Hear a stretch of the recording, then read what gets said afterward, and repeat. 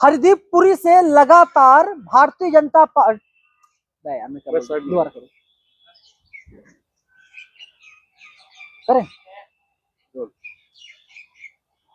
कांग्रेस के नेताओं की मांग है कि नरेंद्र मोदी की सरकार हरदीप पुरी को तुरंत मंत्रिमंडल से बर्खास्त करे। पूरी भारतीय जनता पार्टी चुप है। राहुल गांधी को ही लुच्चा लफंगा मवाली बताने का काम भारतीय जनता पार्टी के तमाम बड़े दिग्गज नेता लगातार कर रहे हैं। अब बड़ा सवाल यह है, लुच्चा लफंगा मवाली बवाली कौन है? मैं तनुज जान लेता हूं, कौन है लुच्चा लफंगा मवाली बवाली?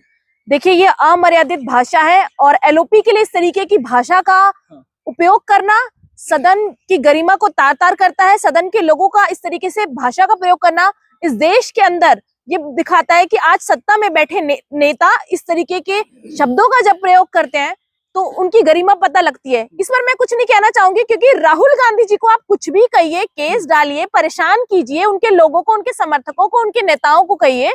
मैं तो बस इतना कहना चाहती हूँ कि राहुल गांधी जी तो लड़ाई लड़ते रहेंगे। हम पूछते रहेंगे कि हरदीप सिंह पुरी, जिसका नाम एप्स्टीन फाइल्स में आ जाता है, जेफरी एप्स्टीन से जो लगातार मेल पर बात करते रहते हैं, उनसे कहते हैं कि मौज कीजिए। आशा करता हूँ कि आप मौज कर रहे होंगे और आगे भी मौज करते रहेंगे, आपको किसी की परमिशन की जरूरत नहीं है। ऐसे मेल सामने आए हरदीप सिंह पुरी जी के। पहले वो कहते हैं कि मेरा कोई रिश्ता ही नहीं है, मैं तो जानता ही नहीं जेफरी एप्स्टीन को। फिर जब मेल सामने आ जाते हैं तो वो कहते हैं हाँ, प्रेस कॉन्फ्रेंस करके मैं मिला तो था, पर मैं राजनीतिक तौर पर मिला था, मेरा पर्सनल कोई लेना देना नहीं है। लेकिन उनके मेल्स में लगातार जब भी जेफरी एप्स्टीन को अपने सलाहकार के लिए भारत का वीजा चाहिए होता है तो हरदीप सिंह पुरी से कांटेक्ट करते हैं। तो ये साफ तौर पर दिखाता है, तुरंत मिल भी जाता है। बिल्कुल, हरदीप सिंह पुरी जी भारत का वीजा उन्हें प्रोवाइड करा देते हैं। तो रिश्ते क्या थे आपके? और अगर रिश्ते थे, लगातार ईमेल से बात हो रही थी, तो आपको बताना पड़ेगा कि जेफरी एप्स्टीन, जिसको 2008 में दोषी करार दिया था, और हरदीप सिंह पुरी कहते हैं मुझे इसकी जानकारी नहीं थी, पूरे विश्व को इस बात की जानकारी थी कि सेक्स ट्रैफिकिंग में और बेटियों के यौन शोषण का सबसे बड़ा आरोपी है जेफरी एप्स्टीन।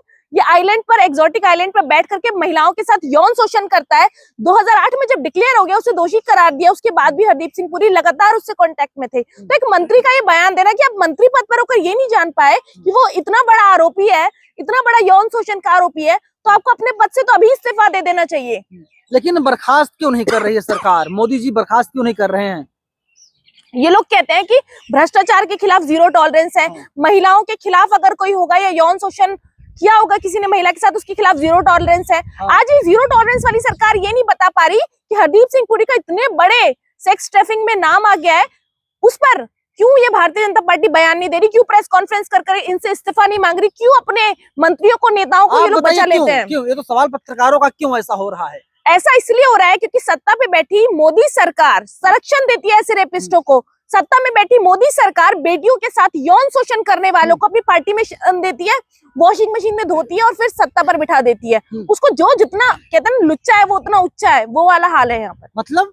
मतलब यही है कि जो बेटियों के साथ पार्टी के नेता है, जनता कह रही है कि बड़े संस्कारी हैं ये लोग, भाजपा के लोग। अरे योगी जी तो तुरंत एक्शन लेते थे ना, बेटियों के लिए खड़े थे। योगी जी क्यों नहीं बोल रहे हैं? अमित शाह जी क्यों नहीं बोल रहे हैं? नरेंद्र मोदी जी क्यों नहीं बोल रहे हैं? आज बेटियों के लिए खड़े होने वाली वो महिलाएं कहाँ चली गई जो राहुल गांधी जी पर आरोप लगाती थी? आज कंगना रनावत क्यों नहीं बोल रही? आज स्मृति ईरानी क्यों नहीं बोल रही? तमाम महिलाएं बयान देना कि इतने बड़े सेक्स ट्रैफिकिंग में इतना बड़ा आरोप लग गया इस देश के नेता पर, भारत की क्या छवि जारी होगी? भारत कैसे, ये जवाबदेही बनती है भारतीय जनता पार्टी की। भारतीय जनता पार्टी को बताना पड़ेगा कि हरदीप सिंह पुरी का नाम क्यों आया है। तमाम एंकर और एंकराइन अब तो जेफरी का बचाव करने पर ये लोग तुल गए हैं, कह रहे हैं प्रोफेशनल और पर्सनल दोनों अलग अलग है। कोई व्यक्ति जिस पर इतना बड़ा आरोप लगा है, आप उससे प्रोफेशनली भी क्यों मिलने गए थे? क्या रिश्ता था आपका? और वो पर्सनली आपसे वीजा मांग रहा है, ये पर्सनल काम है या प्रोफेशनल काम है?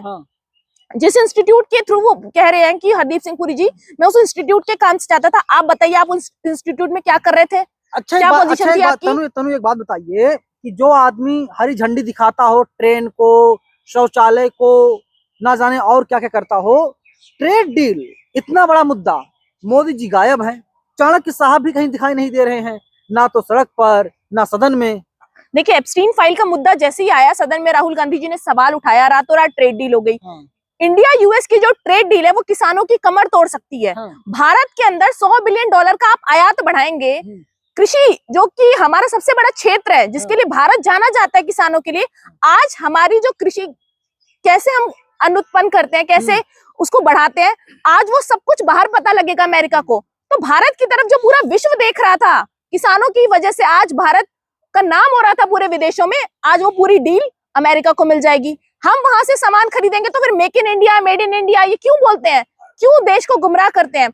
आज 3% से टैरिफ बढ़कर 18% हो गया है, अमेरिका ने भारत पर लगा दिया है, और भारत का अमेरिका पर 0% हो गया है। तो ये सबसे बड़ा सवाल है कि नरेंद्र मोदी जी कॉम्प्रोमाइज्ड है, our prime minister is compromised, और यही बात राहुल गांधी जी भी कह रहे हैं कि हमारा प्राइम मिनिस्टर कॉम्प्रोमाइज्ड है। तो उनके लिए ऐसे अपशब्दों का प्रयोग किया जा रहा है, एक विशेष प्रस्ताव लाने की बात की जा रही है, इनको डिस्कशन करना है राहुल गांधी जी पर। राहुल गांधी निशिकांत दुबे जी लगातार ये मांग कर रहे हैं, कह रहे हैं कि सदन से निकाल दिया राहुल गांधी को और जिंदगी में कभी ये आदमी दोबारा चुनाव ना लड़ सके।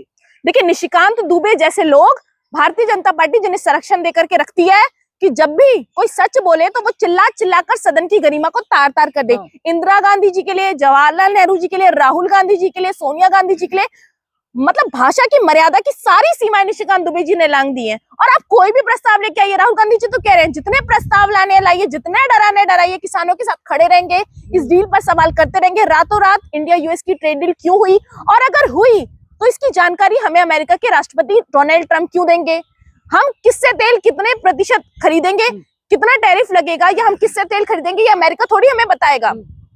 टेक्सटाइल पर आज बांग्लादेश का 0% टैरिफ है और हम टैरिफ देंगे। अभी मोदी जी जो है चाइना और पाकिस्तान को कहीं ना कहीं खत्म करने की कोशिश कर रहे हैं, लड़ाई लड़ रहे हैं अमेरिका को साथी बना करके, तो मोदी जी का साथ दीजिए आप लोग। चाइना पर जब जब सवाल पूछा गया सदन के अंदर तो डिस्कशन करने से ये लोग बच जाते हैं।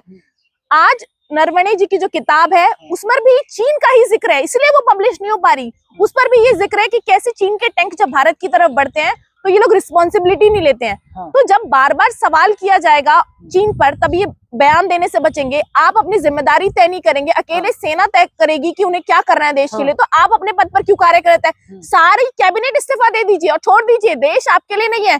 एप्स्टीन फाइल्स में कभी नरेंद्र मोदी जी का नाम आता है, कभी हरदीप सिंह पुरी जी का नाम आता है, इंक्लूडिंग मोदी जी, सारे मंत्रिमंडल। क्या कहना चाहती हैं आप? मैं तो यही कहना चाहती हूँ कि इनके कितने मंत्री, कितने नेताओं के पता नहीं, अमेरिका किन किन के नाम छुपा रहा है, अमेरिका को बताना चाहिए।